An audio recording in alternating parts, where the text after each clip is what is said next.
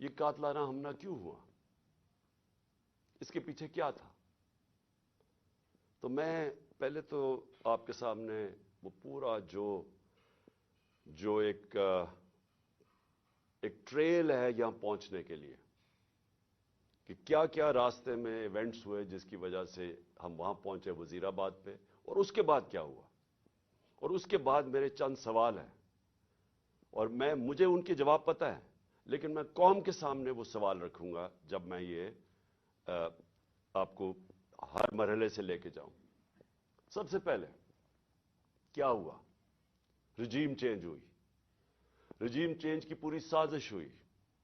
مجھے پتا اس سازش میں کون کون ملوث تھا، کس نے کیا پلاننگ کی، کیا ان کی سوچ تھی، کیسے انہوں نے پیسہ چلایا، کیسے ہمارے ایک آدمی نے فیصلہ کیا گورنمنٹ گرانے کا، کیسے اس نے جب حکم کیا تو ہمارے ایلائز ہمارے سے ہٹے، کیسے ہمارے لوگوں کو امریکن ایمبسی میں ہمارے بیک بینچرز کو بلا کے بات چیت کی گئی، ان کی میٹنگز کی گئیں، اور وہ سب سے پہلے وہ لوٹا ہوئے، کیسے ان کو پیسے ملے، یہ سارا اب عوام سب سمجھ گئی ہے کہ یہ ہوا کیا تھا۔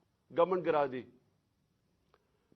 9 اپریل کو گورنمنٹ گر گئی، لیکن جو 10 اپریل کو ہوا وہ پاکستان کی تاریخ کا ایک پہلی دفعہ ایک اس طرح کا منظر قوم کے سامنے آیا، اور وہ کیا ہوا؟ پہلی دفعہ پاکستان کی قوم سڑکوں کے اوپر آئی، لاکھوں لوگ سڑکوں پہ آئے، اور سارے لاکھوں لوگوں نے ایک بات کہی کہ امپورٹڈ حکومت نامنظور۔ یہ کبھی بھی جو پلان کر رہے تھے، جو رجیم چینج کے پیچھے جو ماسٹر مائنڈ تھا، جنہوں نے ساری پلاننگ کی، یہ کوئی بھی نہیں یہ سمجھ رہا تھا کہ پاکستان میں یہ ہوگا، کیونکہ کبھی پہلے ہی نہیں ہوا تھا۔ گورنمنٹس گرائی جاتی تھی، مٹھائیاں بانٹی جاتی تھی، تو پہلی دفعہ ایک باشعور، ایک جاگی ہوئی، ایک بیدار قوم سڑکوں پہ نکلی، اور ان کو سمجھ آ گئی کہ یہ کیا ساری گیم ہوئی تھی، اور ہمارے اوپر اس ملک کے نامور ڈاکوؤں کو، جرائم پیشہ لوگوں کو مسلط کر دیا گیا۔ تو قوم کھڑی ہو گئی ان کے خلاف۔ قوم نے یہ واضح ایک پیغام دیا وہ سہولت کاروں کو، رجیم چینج کے جو لوگ تھے، جو غدار تھے، یہ ملک کے میں کہتا ہوں غدار تھے، جو میر جعفر تھے، قوم نے ان کو پیغام پہنچا دی کہ ہمارے لیے یہ ہمیں بھیڑ بکریوں کی طرح نہ رکھو، ہم اس چیز کو قبول نہیں کرتے، ہم انسان ہیں، ہم وہ لوگ ہیں جن میں اب شعور آ چکا ہے، اور پھر سوشل میڈیا کا زمانہ ہے، آپ کسی کی آواز ہی نہیں بند کر سکتے، جس کے پاس موبائل فون ہے اس کے پاس آواز آ گئی تھی۔ تو اس کے بعد یہ سوچا گیا جنہوں نے یہ رجیم چینج کی کہ جی اب یہ تھوڑی دیر کے لیے چلے گا، پھر یہ ایک غبارے سے، بلون سے ہوا نکل جائے گی۔ یہ ساری چیزیں ہم نے سنی، پوری گورنمنٹ نے پھر تیاری کی، اور جو ہمارے اوپر ظلم ہوئے، ایک بجائے یہ کہ غلطی کر دی آپ نے، عقل یہ کہتی ہے کہ اگر غلطی ہوگی تو اس سے پیچھے ہٹ جاؤ، ریورس کر دو، الیکشن کروا دو۔ جو آسان طریقہ تو یہ تھا، میں نے تو الیکشن اناؤنس کر دیے تھے، لیکن پورا زور لگا کے وہ الیکشن مسترد کیے گئے، اور اس کے بعد پھر یہ ان کو جب مسلط کیا گیا، تو جب قوم بار بار پیغام دینا شروع ہوئی کہ ہم آپ کے ساتھ نہیں ہیں، ہم اس کو قبول نہیں کرتے، الیکشنز ہوئے، بائی الیکشنز ہوئے، اس کے رزلٹ سامنے آ گئے۔ کبھی بھی نہیں ہوا کہ اسٹیبلشمنٹ ایک ساری پارٹیز کے ساتھ مل کے کھڑی ہوں ایک پیج پہ، اور ایک جو حکومت سے باہر پارٹی ہو وہ 75% الیکشن جیت جائے۔ قوم نے پیغام دے دیا، لیکن بجائے اس کے کہ قوم کیا کہہ رہی ہے اس کی آواز سننے کے لیے، ایک طاقت کا استعمال کیا گیا، ہمارے اوپر تشدد کیا گیا، کیسز بنائے گئے، پتہ نہیں میرے اوپر کتنے 50-60 کیسز ہیں، مجھے تو یہ بھی نہیں یاد اب کتنے کیسز ہیں۔ مجھے دہشت گردی کا کیس بنایا گیا، پکڑنے آئے مجھے پولیس والے، اور اس کے بعد ہر قسم کے کیسز ہیں ڈسکوالیفائی کرنے کے لیے، کسی طرح راستے سے اسے ہٹاؤ۔ جب پتہ چل گیا کہ عوام ادھر کھڑی ہے تو پھر بھی بجائے عوام کے ساتھ کھڑے ہونے کے, چوروں کے ساتھ کھڑے ہو کے کوشش کی گئی کہ کسی نہ کسی طرح اس کو راستے سے ہٹایا جائے. اور ہم نے ہر بات دیکھا استعمال کرتے ہوئے. 25 مئی کو جس طرح کا ظلم کیا گیا, کبھی ایسے نہیں ہوا کہ ایک پرامن احتجاج جو ہمارا تھا لانگ مارچ, کتنی ہمارے خلاف 3 لانگ مارچز ہوئی, کوئی کسی کا راستہ نہیں روکا. یہاں 2 دن پہلے پولیس گھروں میں گھس کے چادر اور چار دیواری کو مسترد کر کے اس ملک کے جو ہمارا ایک اسلامی کلچر ہے, ہم خواتین کی گھر کی رسپیکٹ ہے اس ملک پہ, کہ ہم اس طرح فیملیز کے گھروں میں نہیں رات کے 3 بجے دوبارے چھلانگ کے پولیس گھس جائے. وہ گھسی, ان کو پکڑا, لوگوں کو لے کے گئے. 11 سال کے بچے کو پولیس اسٹیشن لے کے, کیونکہ باپ نہیں تھا, اس کو پولیس اسٹیشن لے گئے. ایک ہماری 70 سالہ خاتون ایم پی تھیں, ان کو رات گھسیٹ کے پولیس اسٹیشن لے گئے. ایسا کبھی نہیں ہوا. پھر 25 میں آیا, پھر جو شیلنگ کی اور تشدد کیا, سارا ایک ابھی تک مجھے نہیں سمجھ آئی کہ یہ کس طرح کا مائنڈ تھا, یہ کیسا ذہن تھا, کہ بجائے پھر سے عوام کی آواز سننے کے لیے کہ عوام بتا رہی ہے آپ نے غلطی کر دی ہے, نہیں, ان کو ہم بھیڑ بکریوں کی طرح ڈنڈے مار کے ٹھیک کریں گے, یہ مائنڈ سیٹ تھا. اور پھر جب دوسرا بائی الیکشن آیا, ساری پارٹیز ایک طرف, اسٹیبلشمنٹ ایک طرف, اس کے باوجود جب 75% الیکشن, 7 یا 8 الیکشن ہم جیت گیا 11 میں سے, اس کے بعد پھر یہ پلان بنایا گیا. پہلے بھی ایک پلان بنا تھا مارنے کا. میں نے کہا کہ میں نے 4 لوگوں کے نام میں نے دے کے اور میں نے باہر ایک ویڈیو بنا کے ملک سے باہر بھجوا دی کہ اگر مجھے کچھ ہوتا ہے تو وہ ویڈیو آ جائے گی. اب دوسرا پلان بنا گیا, یہ پلان بی تھا. اور پلان بی, اب ان کو پتا تھا کہ اگر مجھے اسی طرح قتل کرتے ہیں تو ان کے اوپر آ جائے گی, تو انہوں نے ایک اور پلان لے کے آئے. اور پلان کہ جی سلمان تاثیر ٹائپ قتل ہو, دینی انتہا پسند جلال اور جوش میں آ کے اس نے عمران خان کو قتل کر دیا. یہ پلان بنا. اب میں آپ کو اس کا پلان بتاتا ہوں کہ مجھے کب پتا چلا, لیکن یہ شروع کدھر سے ہوا.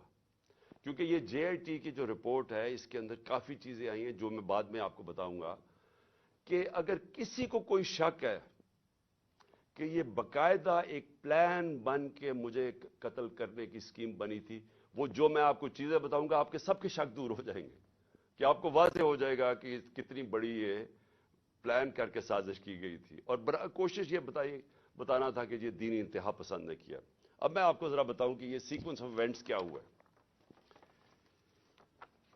24 اگست ایک وقار ستی ایک ویڈیو لے کے آتا ہے. ویڈیو کدھر بنتی ہے یہ میرا بہت بڑا سوال ہے. یہ کون بناتا ہے یہ ویڈیو؟ اور جیسے بھی اس کے پیچھے جائیں گے آپ کو پتا چل جائے گا, اور مجھے پتا ہے وہ کون تھے, کہ کس نے یہ ویڈیو بنائی. اور ویڈیو کیا ہے؟ عمران خان نے توہین رسالت کر دی, توہین مذہب کر دیا. اور اس کے بعد جناب وہ ویڈیو آگے نکلتی ہے. جاوید لطیف پریس کانفرنس کرتا ہے 14 تاریخ کو, 14 سپٹمبر کو, اور وہ یہ کہتا ہے کہ جناب عمران خان نے بڑا ظلم کر دیا دین کے خلاف. بڑا یہ اس نے لوگوں کے اندر وہ کیا ہے کہ اس نے دین کی کیونکہ کیا ہے تو لوگوں میں اب بڑا غصہ ہے اس کے خلاف. پھر مریم نواز, بڑا اس کو دین کی پرواہ ہے, وہ بہت تکلیف لیتی ہے کہ کوئی دین کے خلاف بات نہ کر دے. تو مریم نواز کو بھی جوش آ جاتا ہے اور وہ 15 سپٹمبر کو وہ بھی پریس کانفرنس کر دیتی ہے. اس سے پہلے میں بھول جاؤں کہ ایک ملک کا ایک بہت بڑا دینی آدمی رانا ثناء اللہ, اس کو بھی جوش آتا ہے. وہ 14 تاریخ کو ایک پریس کانفرنس کرتا ہے کہ جی وہ عمران نے لوگوں کو بڑا غصہ چڑھا دیا کہ اس نے دین کے خلاف بولا. اور پھر एक और बड़ा दीनी आदमी ख्वाजा आसिफ, बड़ा जी, उसको भी दीन की बड़ी फिक्र है, वो भी प्रेस कॉन्फ्रेंस कर देता है और ये करता है 10 अक्टूबर को, और ये भी कहता है कि जनाब इमरान खान को, इसको कौम को माफ नहीं करना चाहिए इसे, क्योंकि इसने दीन के खिलाफ। वो वीडियो के ऊपर सारा एक वीडियो बनती है, याद रखें वो वीडियो बनती किधर से, उसके बाद उससे पहले पीटीवी। अब पीटीवी, आप समझ जाएंगे इसके पीछे कौन होगा। 4 दिन पीटीवी को हुक्म मिलता है कि इमरान के खिलाफ पूरा कैंपेन करें कि इसने दीन की तौहीन की है। मैं सिर्फ आप पहले ये जो बड़े आपको मैं नामवर नाम बताए हैं जिनको दीन की बड़ी फिक्र है, मुझे जरा बताइए, 30 साल से ये दोनों जमातें इक्तदार में हैं, मुझे बताएं कि कभी इन्होंने जाके पाकिस्तान से बाहर की बात कर रहा हूं, कभी इन्होंने दीन का नाम लिया? कभी इनको फिक्र हुई है दीन की? ये इनकी आप स्टेटमेंट्स उठा के देखें, ये बाहर जाके एक ही बात करते रहे। मैं 90 की दिहाई से बात कर रहा हूं कि जी हमें मदद कर दो मगरब, अमेरिका हमें मदद कर दे, क्योंकि अगर हम नहीं है तो दीनी इंतहा पसंद पाकिस्तान के ऊपर आ जाएंगे, बुनियाद परस्त दीन को पाकिस्तान के ऊपर छा जाएंगे। क्योंकि ये डराते थे ईरान के अंदर जब खोमेनी की इनकलाब आया, इस्लामी इनकलाब आया, तो ये हमेशा जाके मगरब को खुश करते थे कि पाकिस्तान में भी वो इनकलाब आ जाएगा अगर हमारी अब मदद नहीं करते। इनकी स्टेटमेंट्स उठा के देखें, जब ये बाहर जाते थे इनके सरबराह, तो सिर्फ इनका ये दीन का नहीं, दीन की बात छोड़े, ये सिर्फ ये कहते थे कि हम लिबरल हैं, हम आपके साथ हैं, हमें बचा ले, नहीं तो दीनी लोग पाकिस्तान के ऊपर हावी हो जाएंगे। ये इनकी कैंपेन रही है बाहर पाकिस्तान से। मैं वाहिद, और मुझे फख्र है इस चीज के ऊपर, लेकिन वो इसलिए नहीं कि मैं कोई किसी वोट लेने के लिए कर रहा था।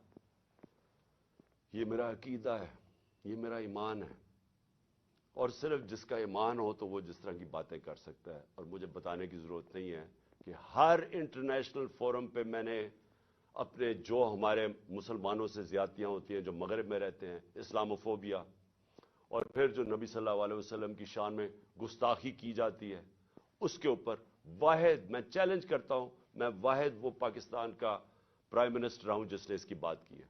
हर इंटरनेशनल फोरम पे बात की है मैंने, और फिर से मैं रिपीट करता हूं कि मैं किसी को खुश करने के लिए नहीं कर रहा, ये मेरा ईमान का हिस्सा है। और मैंने इसलिए नहीं की कि मैं वो जाके कोई पॉइंट स्कोरिंग कर रहा था मगरब में जाके। मैं मगरब को बड़ी अच्छी तरह जानता हूं। मैं जो हमारे मुल्क पाकिस्तान के लोग मगरब में रहते हैं और मुसलमान मगरब में रहते हैं, मुझे पता है उनके ऊपर क्या दुश्वारियां गुजरती है। मुझे पता है हिंदुस्तान में इस वक्त मुसलमानों के ऊपर क्या हो रहा है, जो मुसलमान हिंदुस्तान में। इसलिए मैंने हर फोरम के ऊपर यह बात उठाई। मैं अपने जो लोग जो मुश्किल वक्त से गुजरते हैं, जो उन मुल्कों में रह रहे हैं, मैंने उनके लिए बात की कि बड़े मुश्किल हालात में वो गुजरते हैं, उनको छेड़ते हैं, बुरा भला कहते हैं, और औरतों ने जब अपना सर कवर किया हो उनको जाके गालियां निकालते हैं कई दफा सड़कों के ऊपर। और जो मुसलमान लगे, यानी जिसकी दाढ़ी हो, और वो जो लगता था, अब तो खैर दाढ़ियां ट्रेंडी हो गई हैं, तो उनके ऊपर ये बातें, उनको आवाजें लगाते थे लोग। तो मैंने उनके लिए कहा था। और फिर ये जिस तरह सारे हमारे मुसलमानों को तकलीफ होती है, हमें वो तकलीफ पहुंचती है जब हमारे नबी सल्लल्लाहु अलैहि वसल्लम की शान में गुस्ताखी की जाए, तो ये मैंने हर फोरम पे उठाया। उसके ऊपर ये प्रोग्राम तैयारी हो रही है कि जनाब वो आदमी दीन की तौहीन कर रहा है। और ये इसलिए नहीं कर रहे थे कि इनको, ये जो लोग हैं, ये जो लुटेरों के मैं नाम ले रहा हूं, ये सारे नामवर डाकू हैं जिनके मैंने नाम लिए। राना सनाउल्लाह बदमाश है, सारा फैसलाबाद में जानता है, इनको कोई दीन से ताल्लुक नहीं है। ये सारा प्लान बन रहा था, ये एक स्क्रिप्ट के मुताबिक चल रहे थे। मुझे अंदर से 3.5 साल में गवर्नमेंट में रहा हूं, मेरी अंदर से जाहिर है मेरे कनेक्शंस हो गए थे। मुझे अंदर से एजेंसीज के अंदर से पैगाम आया कि ये प्लान बन रहा है आपको कत्ल करने का, दीन के नाम पे, वही सलमान तासीर वाला कत्ल। तो मैंने फिर 2 जलसों के अंदर इसकी बात की। मैंने 7 अक्टूबर को मेरा एक जलसा था, और उससे पहले 24 सितंबर को मेरा जलसा था, उन दोनों जलसों में मैंने ये बताया कि ये प्लान बन रहा है मुझे कत्ल करने का, क्योंकि वो जो 4 थे बंद कमरों में जिन्होंने फैसला किया था, उन्होंने ये सोचा होगा कि अगर वो कत्ल तो उनके नाम आ जाएंगे, लिहाजा उन्होंने इस स्टेप पर डाला कि जी वो दीनी इंतहा पसंद इश्तियाल में आके उसने इमरान खान को कत्ल कर दिया। ये प्लान बना था और उनको पता था कि इससे उनको उनके ऊपर से उतर जाएगी बात। तो ये सारी प्लानिंग बननी शुरू हुई तब से। और फिर वजीराबाद, अब वजीराबाद में क्या होता है मैं जरा आपको फिर बता दूं, याद करा दूं कि हुआ क्या। वजीराबाद में वो जब उस लड़के ने गोलियां चलाई, ये जो नवीद या जो भी उसका नाम था, तो सबसे पहले एक चीज याद रखें कि उसने पिस्टल से रैपिड फायर किया। मैं आपको ये बता दूं, मैंने पिस्टल शूटिंग की हुई है। पिस्टल शूटिंग के अंदर अगर आप सिंगल शॉट भी चलाते हैं और अगर आप प्रैक्टिस ना हो तो वो भी ऊपर चला जाता है, कभी ट्राई करके देख लें। लेकिन अगर आप रैपिड फायर करते हैं तो वो नामुमकिन है, जब तक आपको प्रैक्टिस ना हो वो नामुमकिन है कि वो सीधा ऊपर ना चला जाए। इस लड़के ने, और अगर वो पीछे से वो इब्तिसाम हमारा हीरो ना आता, वो भी अल्लाह ने बचाना था मुझे, वो ना ऊपर उसके हाथ करता तो वो ये सारी गोलियां ऊपर लगनी थी। वो क्योंकि उसका हाथ लगता है वो उसकी गोलियां नीचे लगती हैं, लेकिन उसका हाथ ऐसे जाता है, वो ऊपर नहीं जाता। इसका मतलब वो ट्रेंड आदमी था, तो वो उधर से गोली आती है। लेकिन जब मैं गिर रहा था, मेरी टांग पे जब गोलियां लगी, क्योंकि टांग पे जब गोलियां लगी मैं गिर गया, तो जब मैं गिर रहा था मेरे ऊपर से गोलियां, और मुझे वाज़े हुआ कि दो मुझे सुनी, एक उसका बर्स्ट सुना और उसके ऊपर एक और मैंने 2 बर्स्ट, यानी किसी कहीं और से भी गोलियां आई। मैं कहता रह गया कि सामने से गोलियां आई हैं, क्योंकि मुझे ऊपर से गोलियां मेरे गुजरी जब मैं गिर रहा था। तो एकदम मैं अभी हॉस्पिटल पहुंचता ही नहीं हूं, शौकत थाना पहुंचता नहीं हूं, इसकी स्टेटमेंट आ जाती है, एक रिकॉर्ड करके इसकी स्टेटमेंट आ जाती है। और रिकॉर्ड स्टेटमेंट कैसे आती है? इसकी रिकॉर्डेड स्टेटमेंट आती है कि मैं अकेला था। ये सबसे इंपॉर्टेंट चीज है, किसी ने इसको प्रोग्राम किया हुआ था। अगर आपको शक भी हो ना कि ये आदमी, ये तोता इसको पढ़ाया नहीं हुआ था, तो इसकी आप पहली स्टेटमेंट सुनने कि मैं अकेला था। क्या जरूरत है आपको कहने की मैं अकेला था? आपने तो ये पढ़ाया गया ना कि जी मेरा बड़ी तौहीन हो गई मजहब की, इसलिए मैंने इमरान खान को मार दिया। स्क्रिप्ट तो ये थी। अकेला किधर से ऐड हो गया? इसलिए अकेला था क्योंकि अगर और थे तो इसका मतलब कि दीनी इंतहा पसंद ने नहीं मारा। अगर और पता चल जाए गोली मारने वाले, तो इसका मतलब कि पूरा एक प्रोग्राम बना हुआ था इमरान खान को कत्ल करने का। तो इसलिए उसने, मैं अकेला था। और उसकी जो पहली स्टेटमेंट थी वो भी बड़ी मजेदार है। कौन से पुलिस, अभी गोलियां लगी है मुझे, अभी मैं हॉस्पिटल भी नहीं पहुंचा, तो कौन सा पुलिस एक स्टेटमेंट उसकी रिकॉर्ड करके तो जाके सिलेक्टेड लोगों को देती है, वो जो कि मुखालिफ है तहरीक इंसाफ के, उन रिपोर्टर्स को देते हैं जो हमारे खिलाफ है। अब ये जरा सुने, उसकी स्टेटमेंट आती है और स्टेटमेंट रिकॉर्ड कौन करता है? डीपीओ गुजरात अपने फोन से उसकी स्टेटमेंट रिकॉर्ड कराता है, और डीपीओ गुजरात उसके फोन से किधर जाती है स्टेटमेंट? वहां रुकती नहीं है स्टेटमेंट।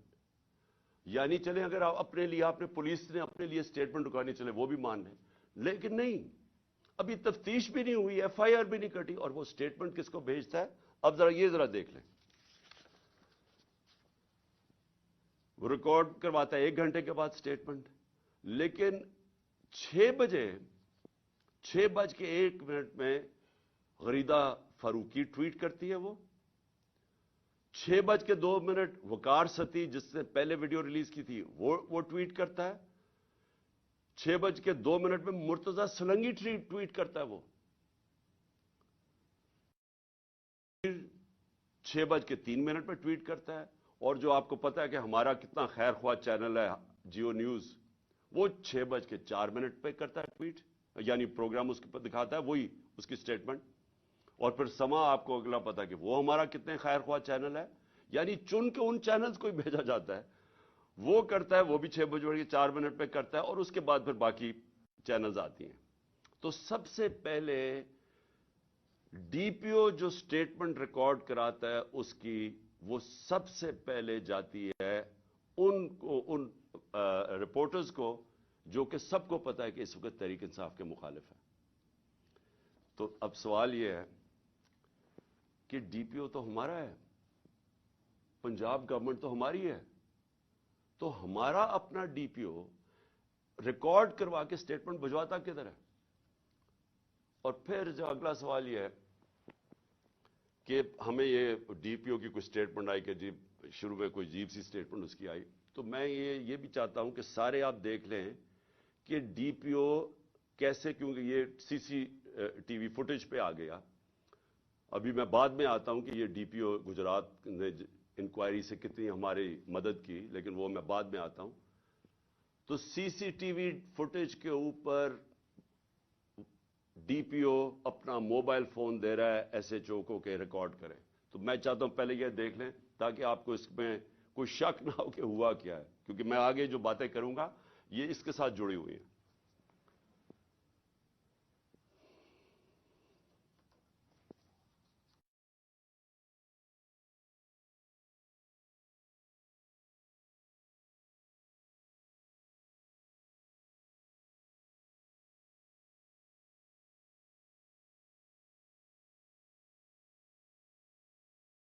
کہانی جاتی ہے, مجھے تو پہلے ہی پتا تھا کہ کون اس پہ پیچھے ہے, کیونکہ میں نے تو آپ کو کہا کہ میں نے پبلک جلسوں کے اندر سٹیٹمنٹس دے دی تھی کہ یہ میرے اوپر پورا پلان ہو رہا ہے. تو ظاہر ہے جب مجھے پتا تھا پلان ہو رہا ہے, مجھے یہ بھی اندر سے پتا تھا کہ کون اس میں ملوث ہے.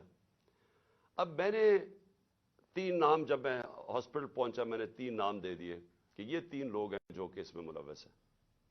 اب یہ یاد رکھیں کہ ایف آئی آر ہوتی کیا ہے, فرسٹ انفارمیشن رپورٹ کا مطلب ہوتا کیا ہے. مجھے گولیاں لگی ہیں, میرا یہ حق ہے کہ میں جن کو سمجھتا ہوں کہ اس کے اندر جن میں جو شک ہے مجھے, ان کا میں نام دوں تاکہ انویسٹیگیشن شروع ہو. گورنمنٹ ہماری پنجاب میں, میں پارٹی کا ہیڈ جس کی گورنمنٹ پنجاب میں ہے, اور ہم وہ سٹیٹمنٹ نہیں ریکارڈ کروا سکتے. میرا پہلا سوال ہے کیوں؟ کون تھا جو کہ روک رہا تھا اس سٹیٹمنٹ کو؟ کون ڈر رہا تھا تفتیش سے؟ میں نے جب یہ نام لیے تو ان کے اوپر تفتیش ہونی چاہیے تھی, میرا رائٹ ہے, لیکن میں پارٹی کا سربراہ, ایکس پرائم منسٹر, ہماری گورنمنٹ پنجاب میں ایف آئی آر آج تک نہیں کٹوا سکا. کون روک رہا تھا؟ کون اتنی بڑی طاقت تھی جو کہ گورنمنٹ جو ہماری پنجاب میں ہے اس سے بھی زیادہ بڑی طاقت تھی کو روک سکتی تھی اس کو؟ یہ میرا سب سے بڑا پہلا سوال ہے کہ یہ روکا گیا, میں ایف آئی آر رجسٹر نہیں کروا سکا, اور آخر میں جو ایف آئی آر رجسٹر کروائی گئی اس میں وہی اسکرپٹ کے مطابق ایک شوٹر رکھا تھا. تو اب یہ جی آئی ٹی کی رپورٹ بڑی ریلیونٹ ہے جو کہ اب آگے ادھر سے نکلتی ہے. پہلے تو اس کے بعد کیا ہوتا ہے, ہم پوری کوشش کرنے کے بعد فیل ہو جاتے ہیں ایف آئی آر ریکارڈ کروانے کے لیے. اس کے بعد جے آئی ٹی بن جاتی ہے. اب جے آئی ٹی کی فائنڈنگز کیا آتی ہیں؟ اب تک جے آئی ٹی کی فائنڈنگز کیا ہیں؟ اور میں یہ آپ کو بتا دوں کہ جتنی مشکلوں سے جے آئی ٹی آپریٹ کر رہی ہے, کیونکہ وہ میں آپ کو بتاتا رہوں گا کہ کون اس کے اندر کوآپریٹ ہی نہیں کر رہا ہے. جب جے آئی ٹی نے ڈی پی او کو کہا کہ آپ کا ہمیں موبائل فون کی ضرورت ہے, ہمارے نیچے پنجاب گورنمنٹ کے نیچے ڈی پی او منع کر دیتا ہے. ڈی پی او واضح کہہ دیتا ہے کہ میں نہیں آپ سے کوآپریٹ کرتا, آتا بھی نہیں ہے. اب ہمارے ہوتے ہوئے ہمارا ڈی پی او گجرات, اس کو اب عدالت کے ذریعے بلایا جائے گا جے آئی ٹی کے اندر. پھر کیا ہوتا ہے, وہ جو شام کو جب ایک دفعہ ڈی پی او اس کی سٹیٹمنٹ ریکارڈ کر دیتا ہے, 8 گھنٹے کے لیے उसको नवीद को सीटीडी उठा लेती है। सीटीडी फिर एक और वीडियो रिलीज करती है रात के 12 बजे। और सीटीडी का क्या काम था उस वीडियो को रिलीज करना? फिर एक और चीज है कि सीटीडी जब वो वीडियो रिलीज करती है, जो उसकी बैकग्राउंड है वो चेंज कर देती है बाद में। फिर सीटीडी के जो उस आदमी को जो मुलव्वस था, उसको जब बुलाया जाता है जेआईटी में, वो भी मना कर देता है कि मैं नहीं आता। फिर से पंजाब गवर्नमेंट के नीचे है वो मना कर देता है कि मैं नहीं कोऑपरेट करता। यानी क्या वजह? अब मैं सवाल सबसे पूछता हूं कि क्या वजह है कि ये हमारे नीचे ऑफिसर्स, पहले तो वो नहीं, हम अपनी एफआईआर नहीं रजिस्टर करवा सकते, और फिर वो मना कर देते हैं कि जी हम नहीं कोऑपरेट करते। क्यों नहीं करते? कौन इनको रोक रहा था? हमारे से जाहिर है कोई ज्यादा ताकतवर फोर्स थी जो रोक रहा है इनको। उसके बाद क्या होता है? उसके बाद जेआईटी की फाइंडिंग्स आती हैं। वो अदालत में जो आप फाइंडिंग्स रखते हैं उसमें क्या चीज सामने आती है? नंबर 1 कि 3 शूटर थे, 2 नहीं थे, 3 शूटर थे। एक तो वो नवीद जिसने गोलियां मारी, दूसरा एक ऊपर से जो गोलियां, जो मैं कह रहा था ऊपर से आई गोलियां, वो अब वहां भी उनके जो गोलियों के जो शेल्स होते हैं वो वहां मिले ऊपर। 8 गालिबान ऊपर मिले, 10 नीचे मिले, और 2 और नीचे मिले जो और मुख्तलिफ बंदूक से चलाए हुए थे। जो गार्ड्स थे हमारे ऊपर, उनकी फोरेंसिक जब टेस्ट कराया गया, किसी की भी गोली नहीं चली थी, क्योंकि जो गार्ड सबसे करीब था उसके तो 6 गोलियां उसके अंदर से निकली, तो वहां तो किसी के पास भी नहीं था। और फिर यह भी चीज सामने आ गई कि मौजम जो था, जो मौजम शहीद हुआ, वो आप कोई भी, अगर आपको सोशल मीडिया पे वो वीडियो मिल सकती है, उसका स्लो मोशन देख लें। वो मौजम जब जाता है उसके पीछे, तो जैसे ही उसके सामने आता है नवीद के, उसको गोली लगती है। वो गोली ना आगे से लगती है ना कंटेनर से लगती है, वो गोली कहीं दूर से आके लगती है उसके इस तरफ। और वो नवीद के लिए वो गोली थी। मौजम रास्ते में आ गया, क्योंकि ये लियाकत अली खान वाला टाइप उन्होंने इंसिडेंट बताना था, क्योंकि फौरी तौर पे जो एक आदमी को मार के कहे जी बस एक आदमी हमने मार दिया, तो वो बच गया नवीद, और मौजम शहीद हो गया। अच्छा, अब ना वो कोऑपरेट कर रहे हैं, ना हमारे जो हम चाह रहे थे कि इस वक्त तो एक्स प्राइम मिनिस्टर पे हुआ है, सारी गवर्नमेंट कोऑपरेट करेगी। हमें तभी पता चल गया जब मैं एफआईआर रजिस्टर नहीं करवा सका कि कोई कोऑपरेशन नहीं मिलेगी। फिर एक और है जो उसका मोबाइल फोन है। सीटीडी जेआईटी ने उसके मोबाइल फोन के ऊपर फोरेंसिक कराने के लिए उस इदारे को दिया जो फेडरल गवर्नमेंट के नीचे है, कि बताएं जनाब कि इसको कॉल्स किधर किधर से आई हैं। उस इदारे ने मना कर दिया कि नहीं हम नहीं देते। क्यों नहीं देते? क्या वजह है इसकी?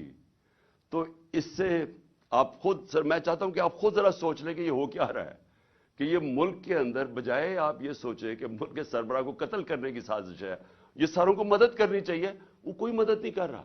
वो तो छोड़े फेडरल इदारे को, अपने जो नीचे पुलिस काम कर रही है वो नहीं मदद करने के लिए तैयार। अब आगे चले। अब बात बड़ी सिंपल रह गई है। मेरा ये सवाल ये है कि कौन कौन लोग इसके अंदर मुलव्वस हो सकते हैं। मुझे पता है कौन है वो, मैं सिर्फ अब सवाल छोड़ने लगा हूं सबके लिए, अपनी कौम के लिए, कि ये जब मेरे ये जो हुआ, इसके अंदर मैं चाहता हूं कि कौम खुद सोच ले कि अगर ये मुल्क के एक्स प्राइम मिनिस्टर से हो सकता है तो बाकी कौम के अंदर लोगों की क्या हैसियत रह गई। यानी जब हम कानून की हुक्मरानी की बात करते हैं तो उसका मतलब यह होता है कमजोर और ताकतवर एक ही कानून सबके लिए। तो यहां तो अब वाज़ेह हो जाना चाहिए कि अगर एक्स प्राइम मिनिस्टर और सबसे बड़ी पार्टी के सरबराह अगर उससे ज्यादा ताकतवर लोग हैं तो वो भी नहीं इंसाफ ले सकता। जो ज्यादा ताकतवर है उनका रूल चलता है, जंगल का कानून है पाकिस्तान में। तो मेरे आप सवाल हैं, मैं सबसे पहले फिर शुरू करता हूं। वीडियो किसने बनाई? جس میں یہ بتایا کہ چن چن کے چیزیں جمع کر کے بتایا گیا جی عمران خان نے توہین مذہب کر دی. وہ کون تھے؟ وہ کون سا ادارہ تھا؟ مجھے پتا ہے وہ کون سا ہے، لیکن میں آپ سب کے سامنے چھوڑ رہا ہوں، اور میں امید کرتا ہوں کہ جب یہ جے آئی ٹی ان لوگوں کو بلا کے سوال پوچھے گی تو ہم سب کو بتا سکیں گے وہ کون ہے. دوسرا کہ جو میں پہلے کیوں نہیں ایف آئی آر میں کروا سکا؟ وہ کون پاور تھی جس نے روکا ایف آئی آر کو؟ مجھے پتا ہے وہ کون تھی، لیکن یہ میں سوال چھوڑتا ہوں. ڈی پی او گجرات کے اوپر میرے دو سوال ہیں. کس نے اسے کہا تھا کہ یہ ویڈیو بھیجے ان صحافیوں کی طرف؟ کس نے کہا تھا کہ پہلے ان کے ہمارے مخالف صحافیوں کے پاس ویڈیو کیسے پہلے پہنچ گئی؟ کس نے بھجوائی تھی؟ کس نے ان کو حکم کیا تھا؟ مجھے پتا ہے وہ کون تھا. اور پھر سی ٹی ڈی، کس نے کہا تھا سی ٹی ڈی کو یہ ویڈیو بنانے کا جو انہوں نے رات کے 12 بجے دوسری ویڈیو ریلیز کی؟ وہ کون تھا؟ وہ پنجاب گورنمنٹ تو نہیں تھی. تو وہ کون، کس نے ان کو کہا تھا کہ آپ بھیجیں؟ اور پھر وہ پیچھے بیک گراؤنڈ چینج کرنے کی کیا ضرورت تھی؟ اگر آپ کو کسی چیز کا ڈر ہی نہیں، آپ تفتیش کر رہے ہیں، تو یہ ایک دم وہ چینج کیوں کرنے، کیوں ثبوت چھپا رہے تھے؟ اور پھر جے آئی ٹی کے اندر سے چیزیں لیک ہوئیں اور ایک مخالف ہمارے جو بڑا ہمارے گیس بولتا ہے اس اینکر کو پہنچائی گئی. وہ کس نے پہنچائی تھی؟ کون تھا ہمارے جے آئی ٹی کے اندر کہ جے آئی ٹی کے اندر سے، اور یہ ایک جرم ہے کہ کوئی جے آئی ٹی کے اندر سے انفارمیشن لیک نہیں کر سکتا جب تک وہ عدالت میں نہ جائے. میں جو آپ کے سامنے چیزیں لے کے آ رہا ہوں یہ ساری عدالت میں جا چکی ہیں. اس عدالت کے اندر ایک پولی گراف ٹیسٹ کیا ہے. پولی گراف ٹیسٹ وہ ہوتا ہے جب آپ ایک انسٹرومنٹ ہوتا ہے وہ جب لگا کے آپ کے دل کے اوپر لگایا ہوتا ہے، تو وہ جب آپ سے سوال پوچھتے ہیں تو اس میں پتہ چلتا ہے کہ آپ سچ بول رہے ہیں جھوٹ بول رہے ہیں. تو اس نوید کے اوپر جب انہوں نے وہ ٹیسٹ کیا تو پولی گراف ٹیسٹ کے اندر دو چیزیں واضح سامنے آ گئی. ایک، جب نوید سے پوچھا گیا کہ آپ کے ساتھ کن کن لوگوں نے، صرف ایک آدمی کے علاوہ کسی نے آپ کو کانٹیکٹ کیا تھا؟ اس نے کہا نہیں کیا تھا. جھوٹ نکلا. وہ جھوٹ اس لیے واضح ہو گیا کہ اس کے پیچھے پورا ایک پلاننگ ہوئی تھی، اس کو پورے تیار کر کے بھیجا تھا. دوسرا اس سے سوال پوچھا گیا کہ کیا آپ کو ٹریننگ تھی پسٹل شوٹنگ کی؟ اس نے کہا کوئی ٹریننگ نہیں تھی. وہ پھر جھوٹ صاحب آ گیا پولی گراف کے اوپر، کیونکہ ظاہر ہے وہ ٹرینڈ آدمی، اس کی ٹریننگ کروا کے بھیجا گیا تھا. تو سارا جو انہوں نے پورا کیس بلڈ کیا تھا کہ ایک دینی انتہا پسند نے عمران خان کو قتل کیا، اور اس نے شروع میں تو کہا کہ میں نے مار دیا ہے، تو وہ جو سارا کیس تھا وہ سارا کیس انہی جے آئی ٹی کی فائنڈنگ سے ختم ہو جاتا ہے. جس وقت 3 شوٹر آ گئے تو اس کا مطلب ایک پلان طریقے سے یہ اسیسینیشن اٹیمپٹ تھی. اور جب اس کے اوپر یہ بھی چیزیں واضح ہو گئی کہ اس کو ٹرین کیا ہوا تھا، تو اور پھر یہ بھی پتہ چل گیا کہ یہ کوئی دینی آدمی نہیں تھا. جس طرح وہ جو میں نے خواجہ آصف وغیرہ کے نام لیے، رانا ثناء اللہ وغیرہ کے اور مریم نواز کے، یہ کوئی دینی لوگ نہیں ہیں. اسی طرح یہ بھی کوئی دینی آدمی نہیں تھا کہ جس کو بڑا اشتعال میں آ کے یہ کچھ کرے. تو یہ بھی ایک پلانڈ اسیسینیشن اٹیمپٹ تھا. میں آخر